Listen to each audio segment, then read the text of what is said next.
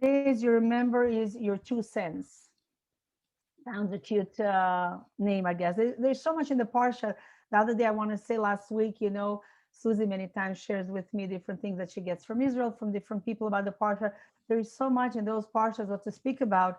And sometimes I have to sit hours and say what not to say, what yes to say. But anyway, Baruch Hashem, we have so much what to learn, and we should just be so lucky to be able to do everything that we have, to be able to learn, to absorb, to get everything.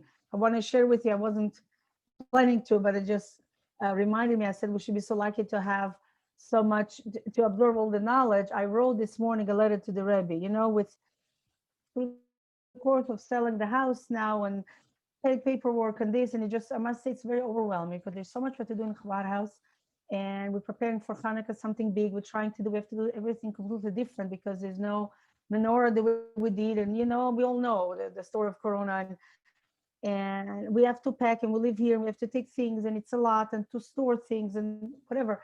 I just felt very overwhelmed. And the rabbi all of a sudden hurt his leg. He's better already. I felt so overwhelmed. I wrote to the Rebbe this morning. I got up early. I did Tehillim, I davened, and I wrote. I said, I'm so overwhelmed, and I'm asking a blessing. Everything should go with the house. Everything should go with this, and many things. And with Hanukkah, a short letter with everything, a blessing. Also, my brother-in-law is not well. God willing, he should be okay. He flew to New York. My sister's husband's mother, like my brother-in-law's mother, passed away at the age of 92, beginning of the week.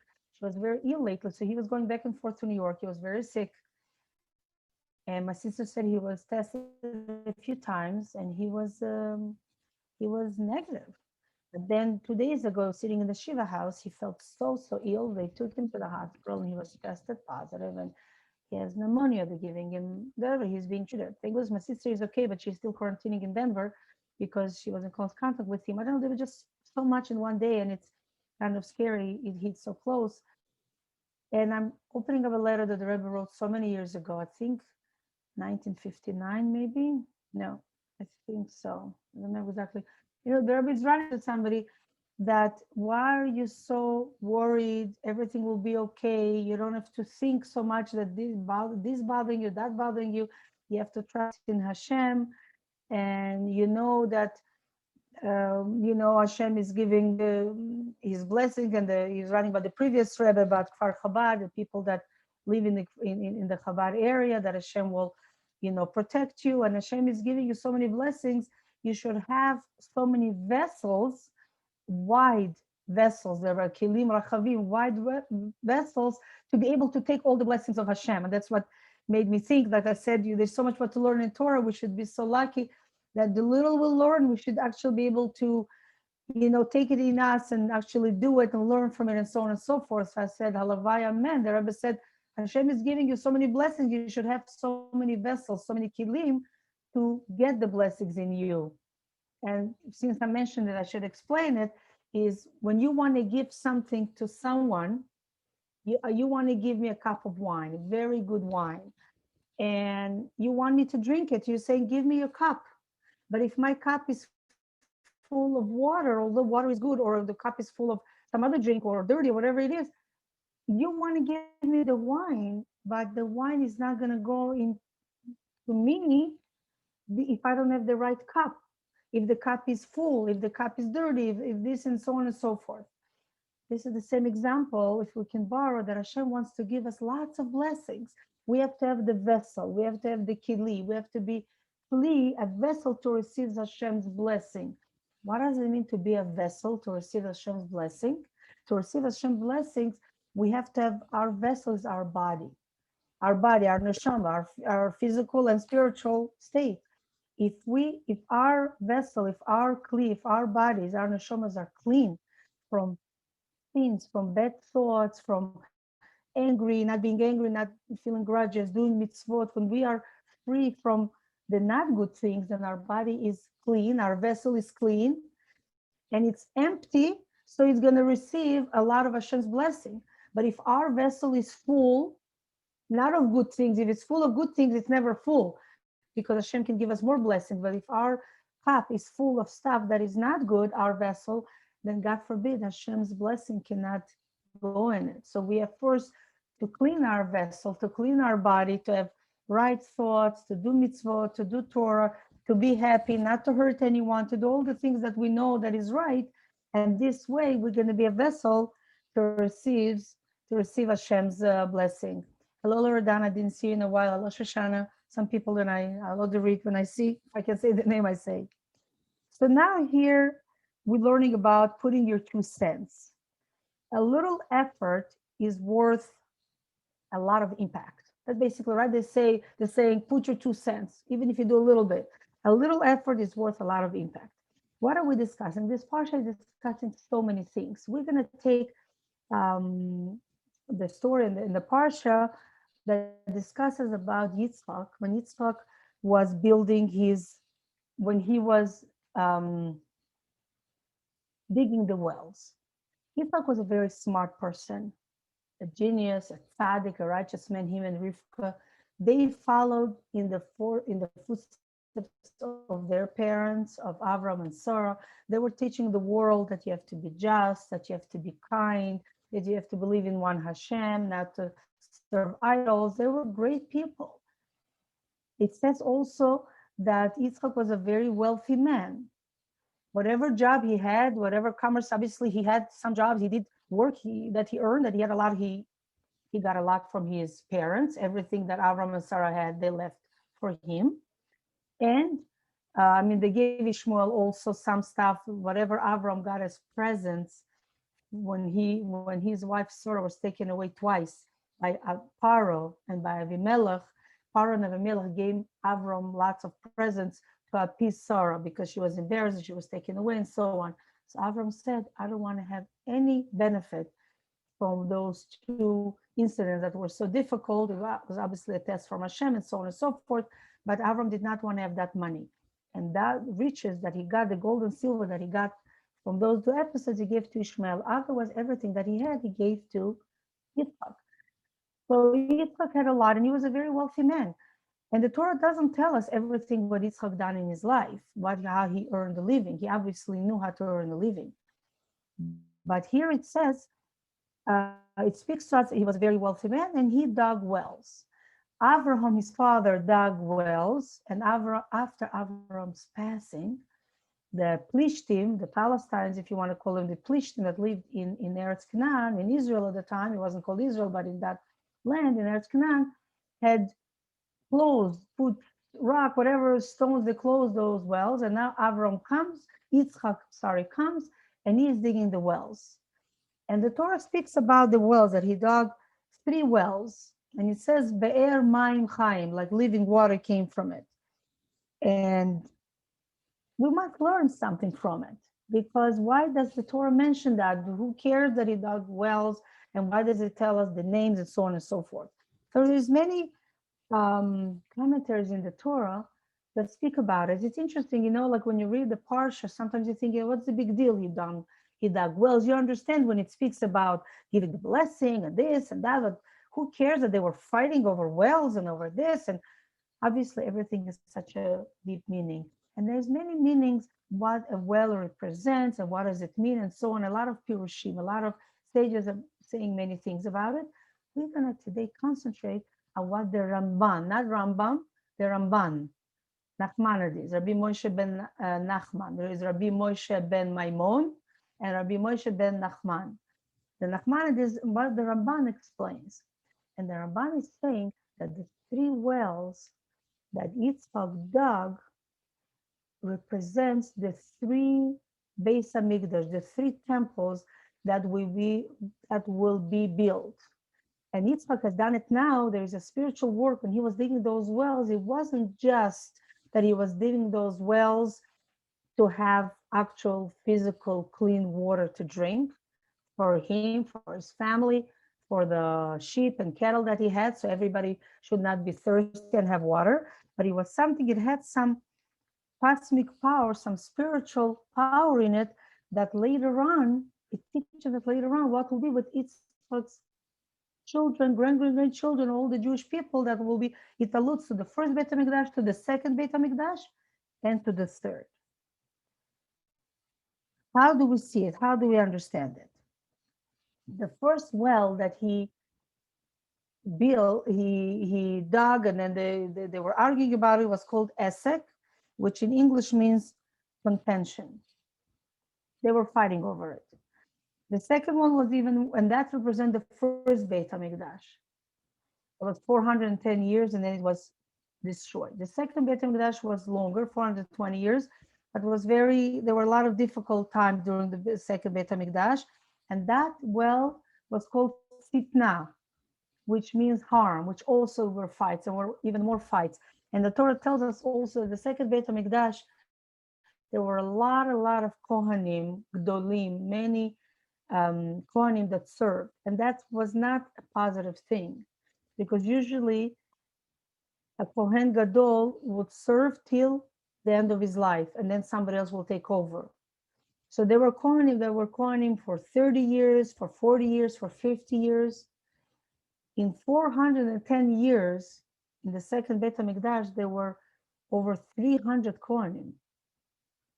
And 420 years, so which means that most of the Kohanim were Kohanim only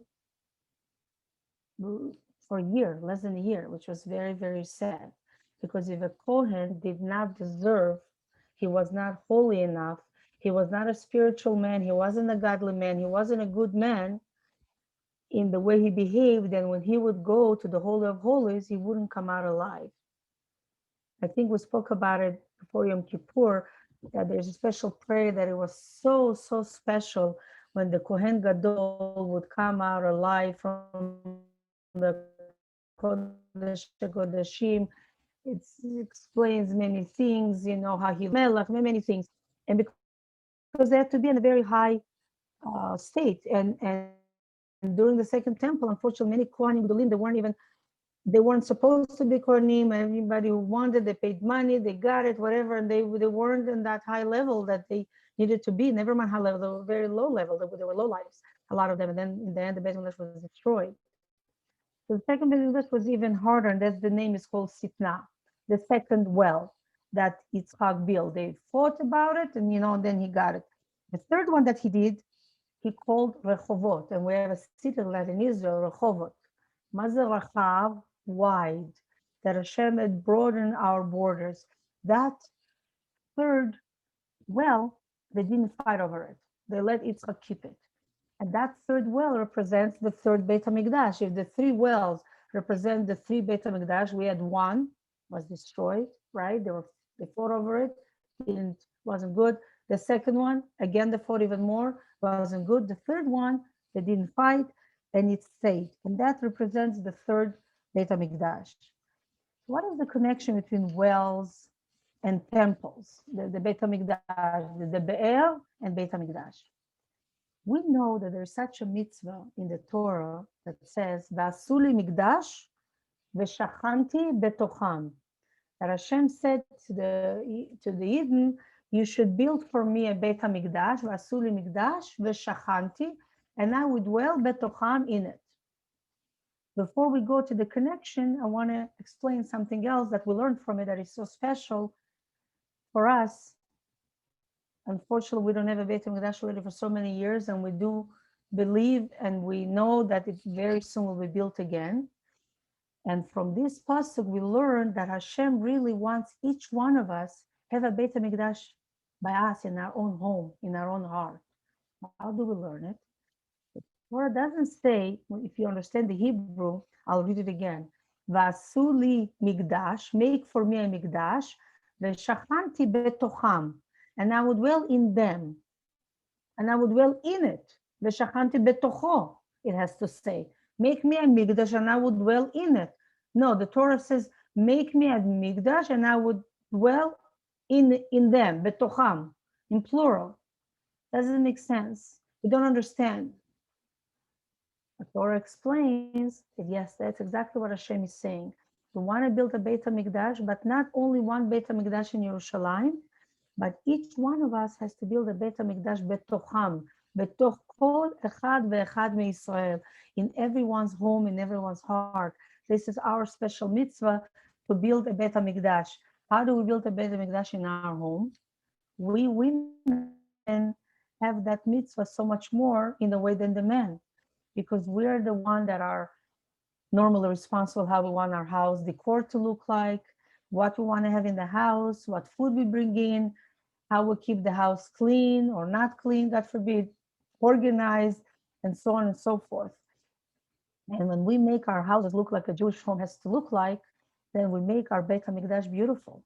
That's what the Torah is, that the Beit HaMikdash is not only one Beit HaMikdash in Yerushalayim, God willing we should have soon with Biat Beit HaMashiach, but Biat HaMashiach, Binyan Beit HaMikdash, but each one of us, when we have Jewish homes in our house, when we have Kupat Tzedakah, Tzedakah Pushka, Tzedakah box, when we have, like I said, Sifrei Kodesh, Mezuzot, Shabbos candles, we make our houses look clean. Sometimes there were people that complained, there were women that wrote to the Rebbe that they feel so low. They have young children, they don't have time, they cannot go and work outside the home. The whole time they're at home and they feel like, what are they doing the whole day? They're cleaning, they're feeding the kids, they're cleaning, they're cooking. And the Rebbe said, this is your Beit HaMikdash, this is your holy temple. When you clean a shul, when you clean a Beit HaMikdash, are you complaining? Oh, I have to clean. It's a mitzvah. If you refer to your home, which the way we should, that this is a mini Beit HaMikdash, it's a small Beit HaMikdash, because the big one has to be in Yerushalayim, then it's a mitzvah. When you clean, when you prepare for Shabbos, you make Beit HaMikdash look beautiful and in our neshama. So we have a mitzvah of Asuli Mikdash, that we have to do a Beit HaMikdash in our own home, in our own hearts. And we have the mitzvah to build a Beit HaMikdash in Yerushalayim. As it says, Mikdash Hashem Konenu Yadecha. So now we're going a little bit to discuss who is building the Beit HaMikdash. We know that the first two Batei Mikdash, who built? The people, right? Was Achashverosh told the people to Daryavish built with the first one was Shlomo HaMelech, then it was Daryavish with the Eden and so on. And the second Beit HaMikdash did not have as many holy things as the first Beit HaMikdash had. It had a little bit less. So some of the stuff wasn't there anymore. We won't go into details. It says that the third Beit HaMikdash, who is going to build? The many commenters discussed. There is a pasuk in the Torah that says, Mikdash Hashem ponenu yadecha. Mikdash Hashem, the Beit HaMikdash of Hashem, ponenu yadecha. The hands of Hashem will build it. So it says that the third Beit HaMikdash, who is going to build? Hashem will build it. And that's why it's never going to be destroyed. Like the third well that Yitzchak dug, the third well, they weren't allowed, they couldn't stuff it. It stayed, and it was called Rehovot because this represents the third Beit HaMikdash.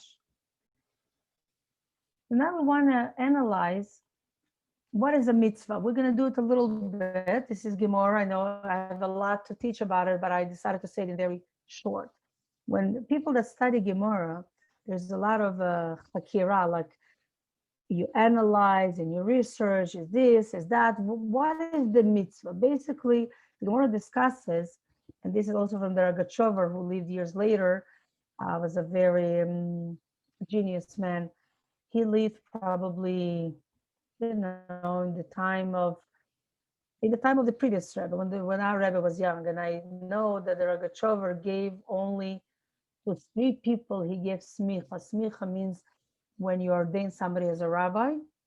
I don't know who the other 2 people are, but he was a genius. It was very hard to get smicha from me because he would ask such questions that I guess nobody knew how to answer. But the Rebbe, the Lubavitch Rebbe, was one of the 3 people that got from him the smicha, as far as I know, I heard. So they were all discussing from the Gemara, and he explains as well, what is really the mitzvah? Is the mitzvah is the deed or the outcome? Do we have to build? Is the mitzvah to build the Beis HaMikdash? Or the mitzvah is that we should have a Beis HaMikdash, a Beit HaMikdash? What is it goes a lot in philosophy. It goes Hakira, Rabbi Hakirot, Kacha, this way, that way, discuss about different mitzvot. What is the mitzvah? It's like when you light Shabbos candles. What is the mitzvah? Is the mitzvah to light the candle? And if later it was distinguished by wind, by whatever happened, did you lose the mitzvah?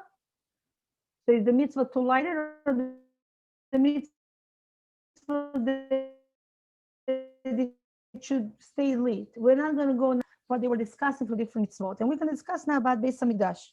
If the mitzvah is to build, You can hear me? Yeah. If the mitzvah is to build, then why does Very Hashem good. want good? It's If the not mitzvah very is, good. it's not very good. No, the sound keeps coming on and off. It's not clear. Sometimes it gets interrupted. Okay. Is it better now? Uh, it has good periods and then it goes funny. Yeah, I don't know, just because it showed all of a sudden. I'll try to speak slow. I'm sorry. Let me know if it doesn't again. So why does Hashem want to build the Beit Hamikdash? Is if the mitzvah is to build, is the deed, or to have the Beit Hamikdash? To make the long story short, is that the mitzvah is to have a Beit Hamikdash. Hashem is going to build. It says that the third Beit Hamikdash will come from heaven ready. It will come ready from heaven in with fire.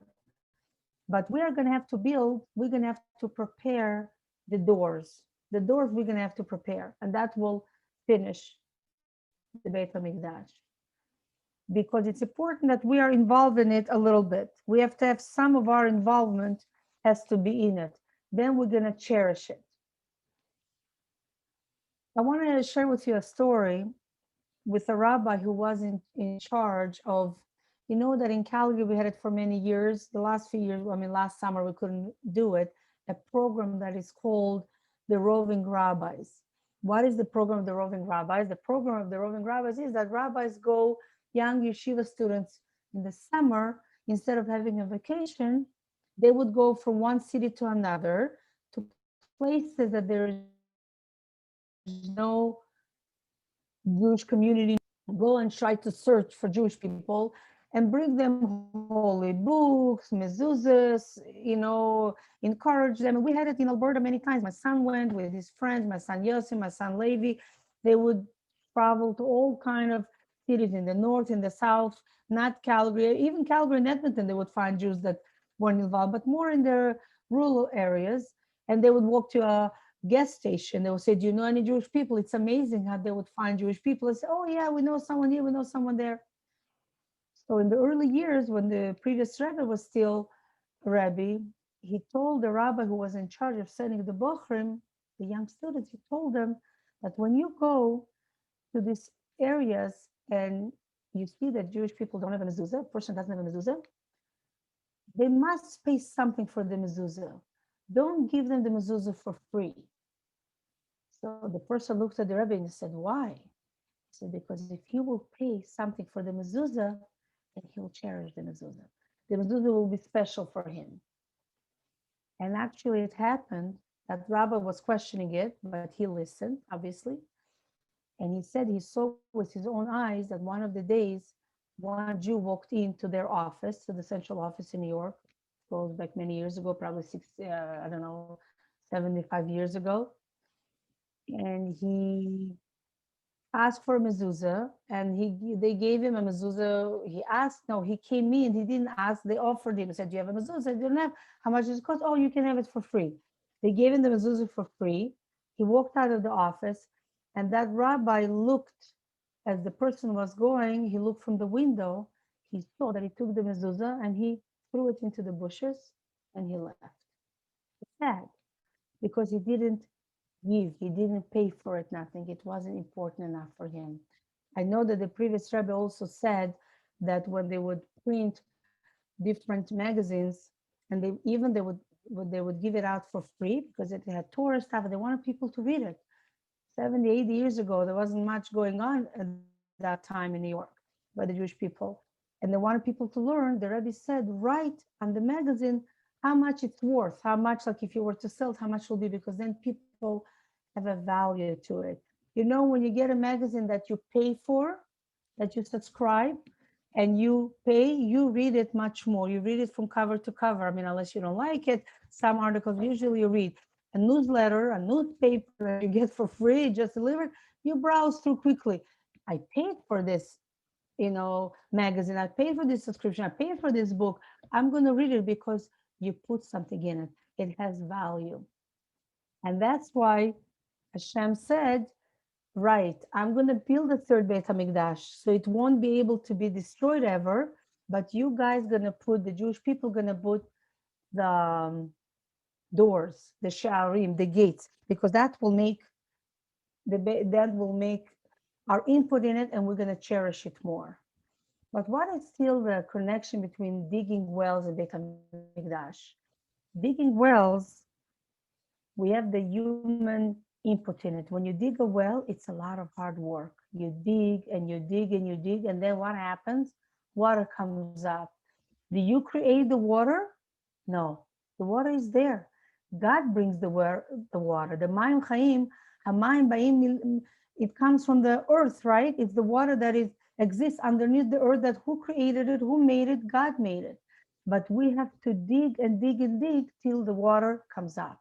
And this is a lesson to us. This is what Beit HaMikdash represents. That's what the Torah tells us about Yitzchak digging wells. You can think, why do we care how Yitzchak made money? I'm sure Yitzchak made many other jobs that he made money that we don't really know. But this is our work in this world, our hard work that we have to uncover, the human input. We have to try to uncover the goodness that we have. Many times it's a lot of hard work. I don't feel like doing something. I'm not in the mood. I feel depressed. I don't want to help. I don't want to go to work. I don't want to cook, whatever things. I don't want to pray. I don't want to learn. There's many things we don't want to do. But then when we do it, we dig inside of us, we see that we have the power, we have the koach, we have the potential, and then comes God's part. God reveals the Mayim Chaim, the living waters, that Torah is compared to living waters, and the water comes all of a sudden in the well. I think it's such a beautiful thing. I don't know if you ever thought about it, but all of a sudden we look at a well. Digging a well is not just for water, but it's something that we do in our own input, in our own life. And then the more work we put in, the deeper we dig, and cleaner water comes out. And this is something that we learn from basically with Beit HaMikdash. The third Beit HaMikdash, God willing, will be built. I wanted to speak about it because we always speak about the belief in the coming of Mashiach. And the goal and the purpose of the command of Hashem is that, yes, we're going to have a third Beit HaMikdash. It will come ready, but we're going to have to put something in it, something we will build in it, so we will feel connected to it. And this is something, girls, that I want to tell all of us, that it's so important that we have to bring into our lives. Many times something has to be done. And you think, okay, what has to be done? What is important, that it's done or that I do it? Like, who cares? This family, we are now collecting money to support a family for something. Somebody has to get married. Unfortunately, they don't have money, the color. We have to collect money. You can sit on the side and watch how people will give. Why do I have to do something? Or you can get involved. You know that this and this has to be done. Many people sit on the side, many people get involved. And from this we learn that Yitzchak actually dug the wells. It was a lot of hard physical work. The first well, it was the first Mikdash, did not last very long. The second one also, but the third one, God willing, will last forever. And God will build it. It will be ready, but still we're gonna have to put something in it, because we have to believe if something has to be done, let's not wait for someone else to do it. You know, like in a house, all of us, many of us have children, mom or dad will say, okay, who will clear from the table? Many people just sit there, and many people right away get up, or they don't even wait for them to be asked, because if something has to be done, if it's special for you, you will do it. Don't clean the whole table, but clean something. And how many, in many things like that we know schools, somebody needs help in paying their mortgage, somebody needs help to pay their tuition, a shul needs something, whatever we need, it has all to do with our own personal involvement. If we want something to be done, it's very important that we put something from ourselves in it, and then it becomes really special. It's gonna last. And what we all know, that we have to do as much as we can to put our own input to bring the Beit HaMikdash, to bring Mashiach, and we do have to put our 2 cents in anything that we do. And when we put our 2 cents, Hashem will help. Like when we dig the well, although it is hard work, but then the water will come up. The reward will come. Like I shared with you the letter that I wrote to the Rebbe this morning. The Rebbe said, don't worry, trust in Hashem, things will be okay. You do your thing. The Rebbe speaks over there also about health. I wrote to the Rebbe about health, about my brother-in-law, my sister, my husband, whatever. We should all be well. And the Rebbe writes, you have, for you to be healthy, you have to take care of your food and then your drink and then your sleep. And I really started crying. I said, how the Rebbe is speaking to me.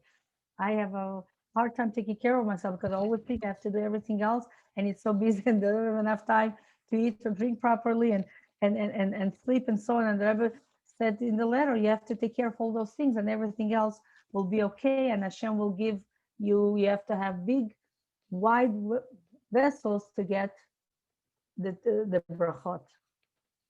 I want to also speak about another story that we have in the parsha, and I'm sure many of us thought about it. Speak about Yitzchak. Yitzchak was getting old. He was blind, as we know. He became blind because when he was laying on the altar. And he says, "Vayikhi zaken Yitzchak." I took the chumash because it's nice. I have it here. It's nice to share the words from the Torah, the pasuk. And he decided, he knew that his days are getting close, and he wanted to give the blessings. Now we have to understand that when Yitzchak is giving blessings, it's not just the way we give a blessing. Oh, we bless each other, which is great. We bless each other. Oh, you should have this, you should have that. Everything should be well, which is very important. But Yitzchak was going to give the blessings, the ultimate blessings. We remember learning that Avram got the blessings from Hashem, and then Avram gave the blessings to Yitzchak, and now Yitzchak has to give the blessings to the next generation, that it should bless the world, it should bless the Jewish people. And Yitzchak, what did Yitzchak do? Yitzchak called his son Esav, his oldest son. It's Esav Noah Gadol, and he said, "Me, my son, here I got old. I don't know when I'm going to pass away. Please go to the field, go bring me aside, prepare for me food, and I will bless you." Rivka heard everything that Yitzchak is saying to her son, and she realized, wow, Yitzchak is going to give the blessings, and you can't give the blessings twice, because those blessings are the special blessings that go from Avram to Yitzchak, and from Yitzchak to whoever he'll bless. And Rivka knew that it's wrong, that we can't bless Esav. We have to bless Yitzchak. Well, what does it mean that Yitzchak was blind? He was blind physically, right? But Yitzchak was a tzaddik. He was a righteous man. Didn't he know who Esav was? Didn't he know who Yitzchak was? Thank you for the blessings. Why did he want to bless Esav? I want to try to explain to you a little bit. Yitzchak knew who Esav was. Girls, that Torah tells us, the Kabbalah explains that Esav, he was a wicked man, right?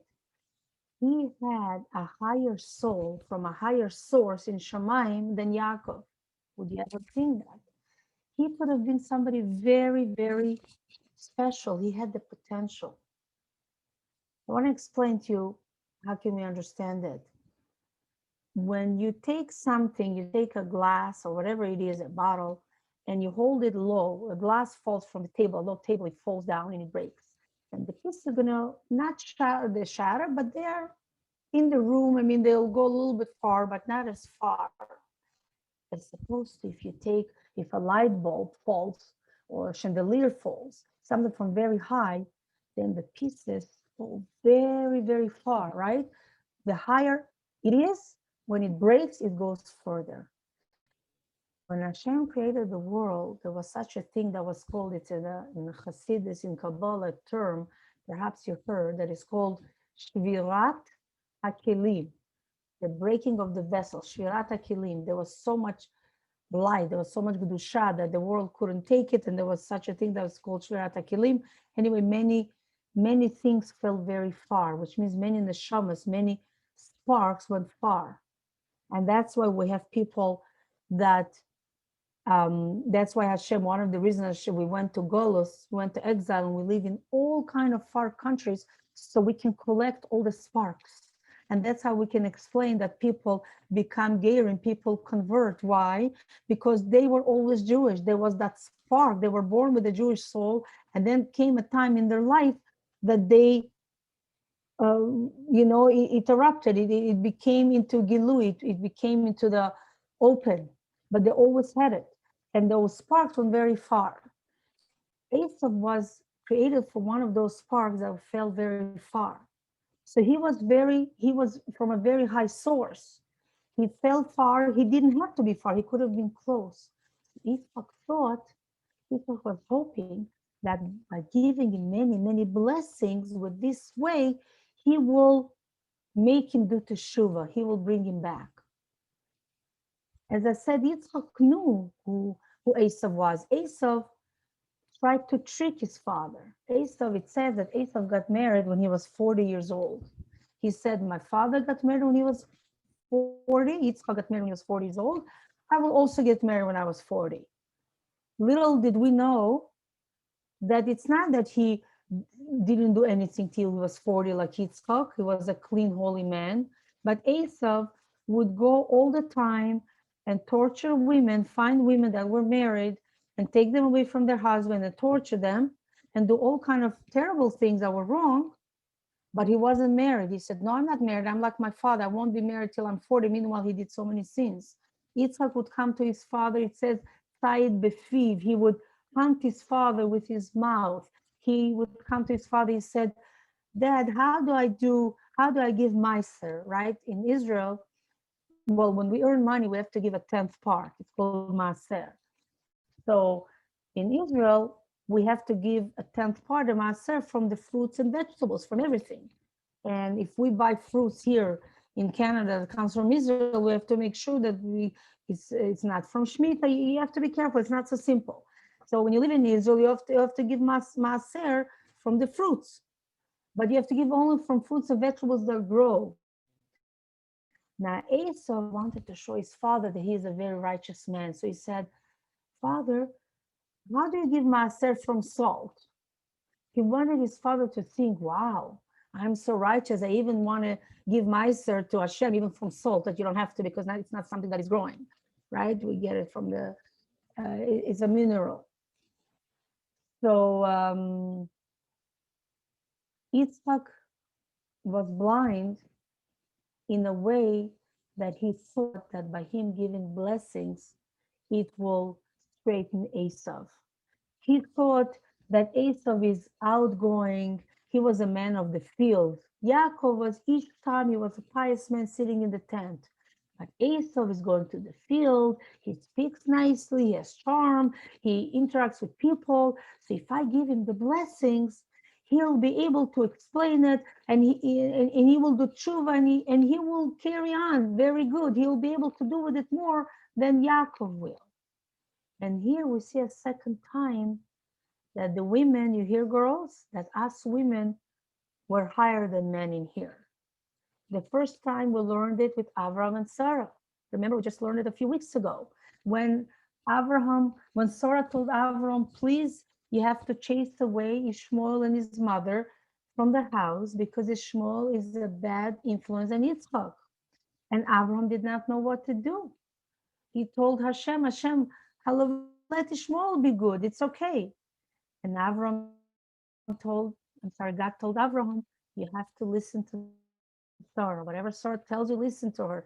Because Sarah was the greatest, as I told you before. The women, the mothers, the matriarchs had a higher level of prophecy than the forefathers. So Sarah saw in her prophetic vision that Ishmael is not going to be the heir of Abraham in the Jewish people. Yitzchak will be. And if Ishmael will live at home, it's going to hurt Yitzchak. So as painful as it was, Ishmael had to leave. Now comes Yitzchak is giving the blessing that Abraham gave him, and he wants to give it to Esau. Rivka is saying, no, we have to give it to Yaakov. So what happens? She prepares the food quickly, and she tells Yaakov, please go and do it. And Yaakov was concerned. Yaakov said, but if my father will realize that I'm tricking him, what will happen? And the Torah explains here something else very from a very interesting point. When you have sometimes an argument or disagreement between a husband and a wife, sometimes you have to know how to deal with it. Here, Rivka, why didn't you call Yitzchak for a cup of coffee and tell Yitzchak, look, I see that the blessings that you want to give, that you have in your power to bless, I see that it's going to be wasted on Esau. You have to give it to Yaakov. I know, and she could have explained to him, persuaded, and he perhaps he would have listened to her, and he would have do it. He would have done it because she wants to, not necessarily that he understood it. What did Rivka do? He taught us a lesson. Sometimes when we want to explain something, we have to do it in a smart way. She brought to that way, what did she do? She told Yaakov to wear the garments of Esau. So when Yaakov wore the garments of Esau, which means Yitzchak was able to see that Yaakov is not such a quiet, pious man that sits a whole day and learns story in the tent. Yaakov is able to go out, the same thing like the garments that Esau had, that he was outgoing and he spoke nicely and he was charismatic, he was a man of the field. Yitzchak can do it Yaakov can do it very, very good as well. But she had to bring it to fruition. She had to show Yitzchak how it is. So sometimes what we learn from it is that if we have some disagreement, we want to explain, instead of trying to explain, if there is a way that we can bring it to a scenario that our spouse can see vividly that this way is better, then we don't have to have arguments. We don't have to explain. He just sees it to himself or to herself. And it's a nice way to explain. So anyway, what happens? Yaakov is not arguing with his mother. He says, please listen to me. If your father will curse you, Allah it's going to go on me, and go and to your father, he'll give you the blessings. Rivka prepared the food very quickly. She had everything at home. She didn't have to go like Asa, go prepare. And she gave the clothes, beautiful hairy clothes that she had that he was wearing like from fur.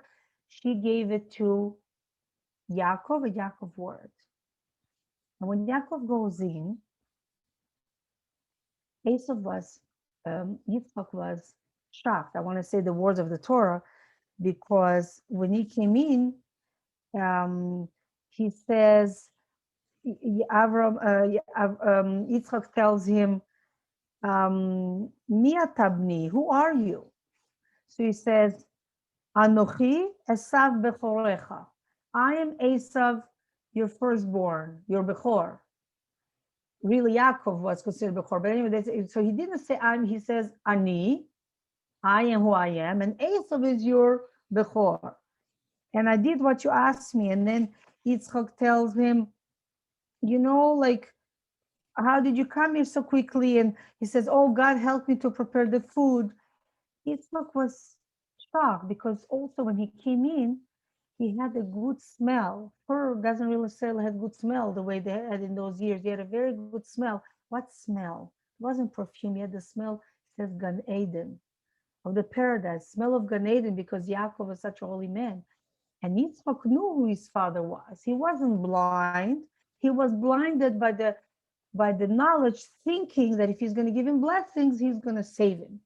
And we knew that Rivka, as a woman, had that higher vision, and she knew that it's not going to save him. That's why she put Yaakov, because she didn't want all those blessings to be wasted, God forbid. And it wouldn't be just wasted, he would go to some, if Esau got the blessings, he would get so much power in doing bad things, because he would use the blessings, the power from Hashem, into in impurity. So here Esau tells him, so they go more and more, and then Yaakov comes closer. Yitzchak tells him, he's still confused because the smell is of Gan Eden, and he speaks about God. And then Yitzchak tells him, come, my son, come to me. I want to touch you. He wanted to feel him, because we know that Esau was very hairy. But here, Yaakov wasn't hairy, but he was wearing those clothing of Esau that were also made from fur, had a lot of hair. So when he came close to him, he touched him and he said something, so such a strong pasuk that we carry with us all our lives. He told him, "A call Yaakov." The voice is the voice of Yaakov. When you speak, you sound like Yaakov. V'hayadayim yedei Esav. But the hands are the hands of Esau. And this is something that we learn through our generation. I'm sure you've heard that pasuk before. Perhaps many of you. Hakol kol Yaakov v'hayadayim yedei Esav. The voice. When we want to get something from Hashem, we don't get it with our hands. We get it with our voice. We get it with prayer, with our Torah. God forbid, when there were times that there was a war, when Yaakov had to go fight Esau, later on we're going to learn in another parsha, when Esau wanted to kill him, Yaakov got ready for the war first with his voice. He davened to Hashem. The Jewish people don't go with the hands. The hands are the day of Esau. We don't go to fight with hands, with killing, with hitting. We believe in being kind, in speaking. We try to do bedakei shalom, with peace. If it doesn't work, then we have to use our hands to protect ourselves, for self-defense, not to hurt other people. But Hakol Kol Yaakov, this is our voice. That's we'll learn that when we want to win, when we want something good to happen, we know we need Hashem on our side. We need to daven. We need, if Hashem is on our side, Hashem will help us, then everything will be okay. On the other hand, the Esav, the other nations, they go by force with the hands. And as we know, Yitzhak gave him all the blessings. He was confused who the person was, but then he decided he gave him all the blessings because Yaakov had to get the blessings. Rivka's plan worked. And as Yaakov walked out, who walks in? Esau. And when Esau walked in, it was very interesting. He says, "Get up, my father Yaakov Avi," like he spoke to him very, brutal, not nice, the harsh, coarse, the way Esau was. And it says that Yitzchak started shaking. He got so scared because when Esau walked in, he saw Gehenom, he saw hell, he saw the opening of Gehenom. He said, "Oi, that's where my son is." He understood that something is going on, and he said, "What?" I'll just say here the words that from the Torah. Yitzchak told him, all the brachot that we read them usually Friday night. And it says when Yitzchak got scared, he said, "Then who was the person that was here before? And I gave him the blessings." And then right away Yitzchak said, "He should be blessed." He acknowledged the blessing. He right away understood that something happening was Yaakov, and now Esau walked in. And when Esau heard what his father said, he started crying and screaming, "Wow, my brother was here before me. Well, he tricked me again." And now, he decided to kill him. We know that later Yaakov had to run away. But anyway, he said, "Father, do you still have a blessing for me?" And Esau said, "Yeah." Yitzchak said, "Yeah." He gave Esau some blessing, obviously not as special. All the big blessings he gave to Yaakov, which came later to us, to the Jewish people. And I would like to finish with our class with the two things I will, with many things, many lessons we'll learn today. Our 2 cents, how important it is that we put our effort in everything. Even if we put a little bit of effort, it goes a long way. We have to dig a well. Thank you, Jeanette. And we have to dig a well. We have to work hard. But once we dig the well enough, what comes up? The water. Hashem comes to us. Hashem will bring the water, the Mayim Chaim. We're going to have the blessing from Hashem, and everything will be great. But we have to remember not to sit on the side. When people are collecting money for tzedakah, we have to help somebody with food.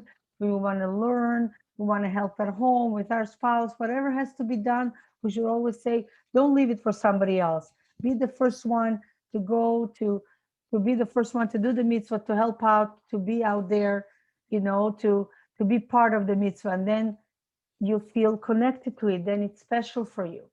Then you're going to cherish it more, like a magazine that you paid for, like a jewelry that you bought, like anything that is special, you'll use it more. I remember once heard an analogy in the Kinnus HaShluchot when we go once a year. Last week we had all the rabbis, the men's Kinnus, and now we're gonna have later on that we'll have the women. So one lady one time spoke. She said, you buy a camera, and let's say you had a trial. Sometimes there's things, a camera you buy a trial, they let you use it for 3 months, and you can try to do with it whatever you want for 3 months, take pictures, try all kind of videos, and so on and so forth. You're going to try to use it more and more and more and more, as much as you can, to take advantage of it, because you have it just for 3 months or 1 month or however long. And she brought a very nice analogy. She said, imagine God gave us such gifts.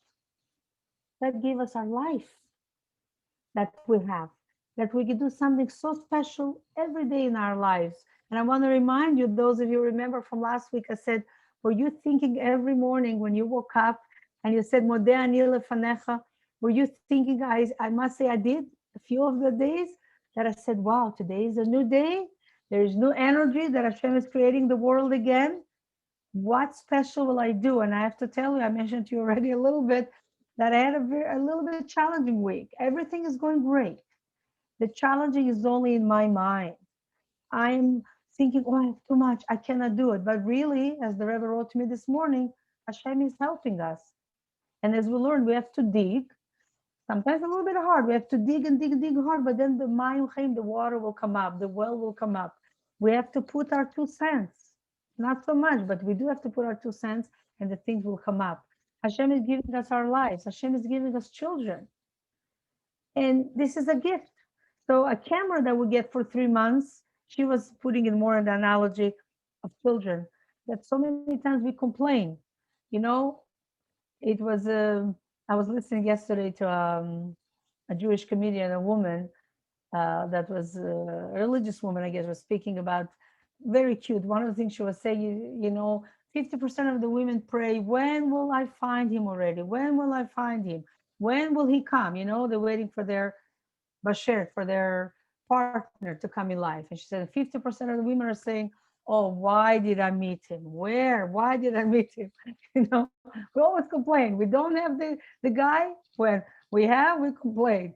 50% of the women, or whatever majority, when will I have a child? I wish I would have a child. I wish I would anything have a child. And then those of us, thank God, that are blessed with children, oh, those kids, when will they get married already and leave my house? And I'm going to have peace and quiet. I don't want to take care of them anymore. It was cute. She brought in whatever different things. So I thought it was just cute to bring how sometimes we don't cherish what we have. Usually we like to complain. We don't know how to cherish. But we should cherish what we have. We should use, we have those children, we have our life.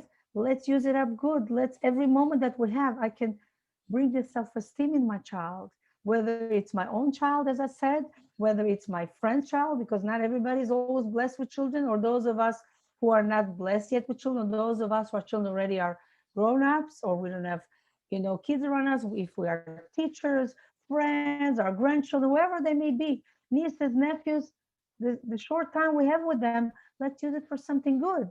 Oh, it doesn't matter. Let's not yell. Let's not use bad language. Let's use good language. Look, Yitzchak and Esav. I'm sorry, Yaakov and Esav, they were twins. And they came into the father. The father right away knew who is Yitzchak. I'm sorry, who is Esav? Who is Yaakov? Yaakov says, nice. Hashem, help me. Get up, my father. I'll help you. And Yitzchak and Esav screams, yells. Everything is me, and so on and so forth. And the other hand as well, that Yaakov was a pious man, a quiet man, but he knew how to bring the stuff out to the world. So let's all hope and pray that we should have the energy to get Hashem's blessing. We should have like the third well that was dug, that was called Rechovot. Rechovot is wide, and Hashem should widen our blessings, our world. We should see always good. We should merit the third Beit HaMikdash. We should always be happy, and Hashem should give us blessings in a revealed way. There's obviously reasons why Yaakov had to get the blessings in a, through kind of cheating, if I may. We can explain that, and this is not for today, but we do know that it was not a mistake. And Rivka did see beyond Yitzchak, Sarah saw beyond Abraham. Let's use, girls, the power that we have as Jewish women really to be up. We didn't speak about it for a while, but we are the Jewish women of the generation. We are the Jewish women that can bring Mashiach, that Hashem said that we will be the ones in the forefront. Let's use our power. Let's not get depressed when things are hard. Let's encourage our spouses, our husbands, our our parents, our children, our co-workers, ourselves first, and then we'll encourage everyone to continue even when the going gets tough. Yitzchak did one well, didn't work. A second well didn't work. The third one actually worked and stayed in the cold Rehovot, like one Bet HaMikdash, second and third. Many times we try. Why should I try again? Because we never know. Maybe the third time it will work. Maybe the 10th time it will work. But we still have to try. And we don't want just to sit idle. We wish everyone good Shabbos, a wonderful Shabbos, a happy Shabbos, a warm Shabbos. Tomorrow is supposed to be a little bit warmer. And we should just have all the kochot. Next week will be a very interesting topic. You're probably going to get the email soon. Why did Jacob love Rochel? And why in the end he had to marry Leah also? So we'll be speaking about what was the connection of Yaakov to Rochel and so on, and why did he marry Leah as well? What does Rochel represent? What does Leah represent? Very interesting in obviously in a very deep level. Also how the Torah describes Rochel and how the Torah describes Leah, and in many ways it can seem derogatory, not derogatory, and in a very nice, enlightening way that we can learn a lot from. And hopefully we'll see you all next week again, and hopefully some other girls as well. You can always tell people that the class is going. Today I spoke to some woman, she didn't realize, she comes sometimes to the class, she didn't realize it's every Thursday. So please spread the word around. We always love to meet and learn. And next week, we'll speak about Yaakov, Rochel, and Leah. As I told you, I carry both names, so it's very nice to learn about those parshas. It feels a lot to me personally, anyway. Have a good Shabbos, girls. Somebody wants Thank to you. say You too. Thank you, Rochel. Very much. Thank you. Shabbat Shalom. shalom. Shabbat Shabbat shalom. shalom. Good Shabbos, everyone. Good Shabbos, Shabbos. everyone. Good Shabbos, good Shabbos. Wishing everyone a Bye. good Shabbos. Thank you, Rochel, for the wonderful class. My Really enjoyed. My pleasure. Well, I hope it wasn't too deep, but I just thought to take some other aspect that many times people don't speak about, the wells and the this, and just to see, hello, it's so good to see young ones as well. Linda, it's so nice. Children, did you listen to the class also a little bit with mom? Yeah, maybe next week listen also.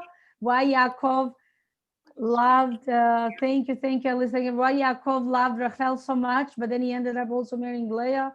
Why did he have to have both? It's really very interesting. I have to, when I have to decide on the topics, I have to learn a little bit about it. And there's so many things that I learned from Tanya, it's a lot of Hasidus and Kabbalah, a new things that I learned today, what both of them represented and how it represented also later on in their children, their descendants, which is very interesting. Right, children? So good to see you. And it's so wonderful that your mommy takes time every week to learn Torah. Special. And today we'll learn something very special. Put your 2 cents. It's very important always to be part of the mitzvah, okay? So after Shabbat or after supper or during supper, when mom or dad say, let's clean the table, let's not say, oh, she will do it, he will do it. Each one should do something because each one wants to be part of it. We tell adults, you see in the shul or a kiddush, right? God willing, we should have back kiddushim. I'm sure all of us would love to go and help prepare for kiddush, to clean after kiddush. You always see the people that just sit there and wait for everybody to clean, and you see the people that always get up, right? And first one to offer the mitzvah. That's what we want to do. That's what Torah told us, telling us to do. We should be the ones, because then we cherish it more, right? When we buy something with our own money, it's special. You buy the mezuzah with your money, even you get a discount, you still spend something. So you'll cherish the mezuzah. You'll remember to kiss it, or a book, or whatever it is. Thank It'll you be very much. fabulous. It was lovely. Thank you Yeah, very much. thank Shabbat you. shalom. But Shalom Eugenia, thank you for delivering the food. Thank you all. It's so hard to say bye, but we're gonna go. Hello, Luba. Bye, Luba. So good to see you. And it's nice, those of us who do show the faces, at least you have a beautiful picture here of you. Thank you, And Rochel. all of you who don't want to show your beautiful faces, it's okay. We still have some nice faces to look at, as long as you're in the class, because we all want to learn.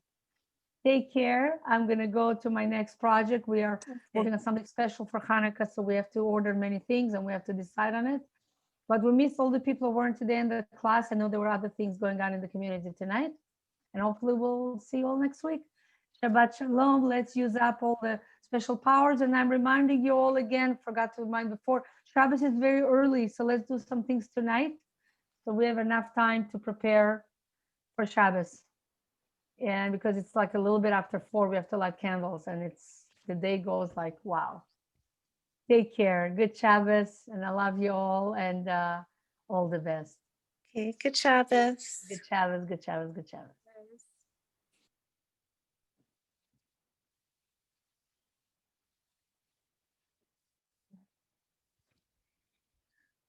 Risha, thank you so much for the beautiful video.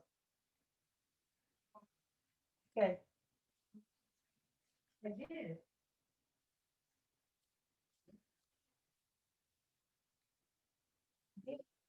Yeah. Stop recording. I don't know what to do.